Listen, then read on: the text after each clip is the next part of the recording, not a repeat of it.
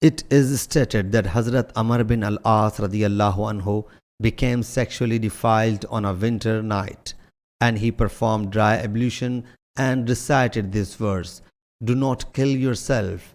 Undoubtedly, Allah is kind to you." Surah Al-Nisa, verses 29. It was mentioned to the Prophet ﷺ, but he did not say anything. Hazrat Abu Wail reports that Hazrat Abu Moosa said to Hazrat Abdullah bin Masud radiyallahu anhu, "Should one not perform prayer when one does not find water?"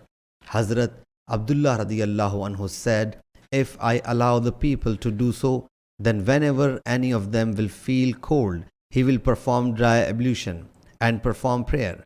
I said, "What about the statement of Hazrat Ammar to Hazrat Umar radiyallahu anhu?"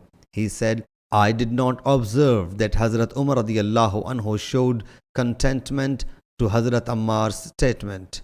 Sahih Bukhari, Hadith number 345.